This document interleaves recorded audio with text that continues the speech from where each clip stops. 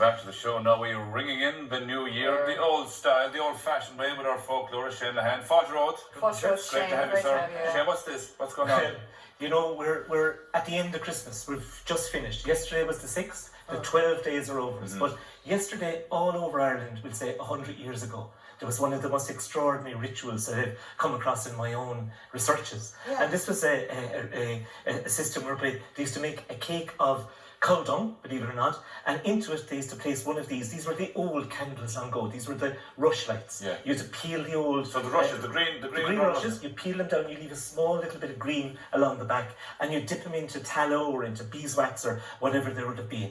And everyone in the house on go would have picked one of the candles. It would be 12. Was this Nollag na Mán now? Nollag na Mán. Okay. This would be it, exactly. And you'd light it. I'm going to light one here. That's like 12 candle night, is it? Yeah. That's it, exactly. They would be lit up.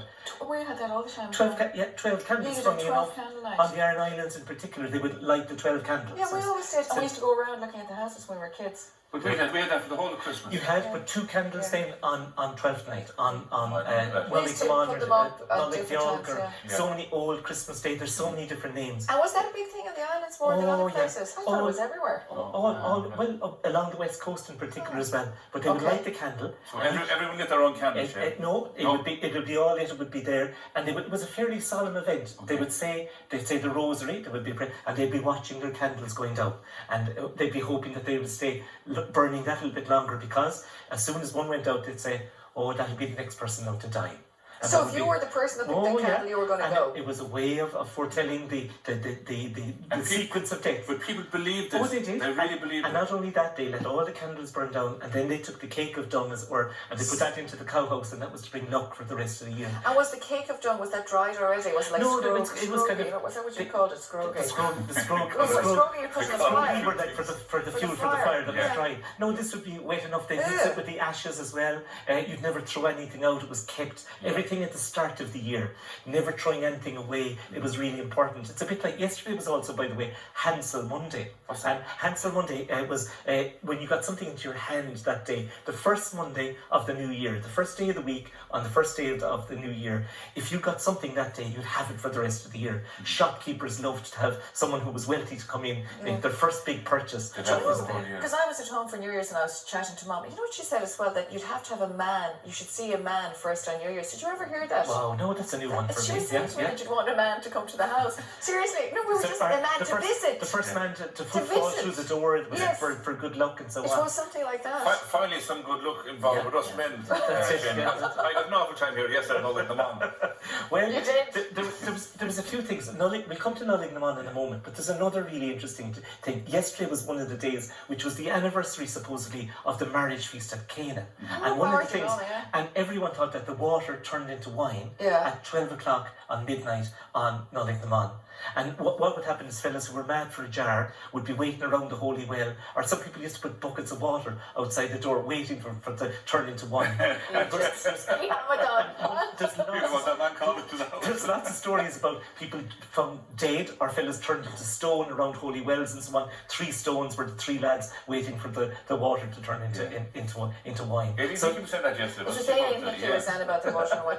So you're looking at this, Shane, here. It's quite a solemn. You're on about solemn. You well have the rosary said, because it's quite a slow burn. Yeah, it's a slow burn. They can take about an hour to burn down. I think the rushes turn to silk, water to wine, rushes to silk, and the sandstone to gold. They were the 3 things that would happen magically on the day. But the other thing that's interesting is that in the rest of Christendom, and particularly we forget that there's a whole Eastern Orthodox faith, in that period of time, it was also the celebration of Christ being baptized by Owen Boschta, by John the Baptist. And that's a tradition that still goes on. And people all over, let's say, Russia and Greece, where the Eastern Orthodox Church are, people find themselves immersed into water on their This is it, actually. We found footage of this. So what they have is the priest comes along, he has a cross, and he throws it in, and all the lads belt in then into the water, all the men. And of course, whoever gets it, of course, is special, he's picked out. So it's a bit like the long puck competition. And whoever's the best. It's huge. Or whoever gets the bouquet, is it? The same thing, is it? Yeah, whoever takes the cross back. Here we are in Russia, and they dip down 3 times, and it's fairly cold. And what I find Very cold interesting, understatement. what I find interesting about it, it's a bit like the Christmas morning swim. Yes. We because we're in a period of carnival. Carnival is about the world turned upside down. You should do the opposite to what you should normally do, and we're still continuing in our own way by going into the water on Christmas Day or any of those days. The same sort of tradition. And what happens to the person who gets the bouquet in this? Well, I suppose you get the honour and you get the kudos of saying, I'm the main guy, and you can strut it out for the rest of the day to have the pride of doing all those sort of Tell things. us what Kush came Culloch. I was talking to Mum about this too. Well, yeah, I suppose it's a lovely phrase, and you look at it and everyone's confused by it. What's the measure of a cock's foot? But one of the great things is that from this point onwards, from Little Christmas as it's called, and it's interesting just to say to you, we call it Nollag Naman, but it's Nollag Viog as well. And then of course we get Women's Little Christmas, or in Cork people say Little Women's Christmas, and people talk about the little women that are there. But I suppose what's interesting about it, I suppose, Maura, is that we love this idea of the new year. Yeah. We love the idea of the stretch in the evenings and the notion of the stretch that's coming in. And I suppose that indecipherable, how long is a cock's stride, But it's enough to get us excited about the new life. So it's in other words, a tiny little but the bit cock every stride day. can vary every day, just like the stretch in the evening every day.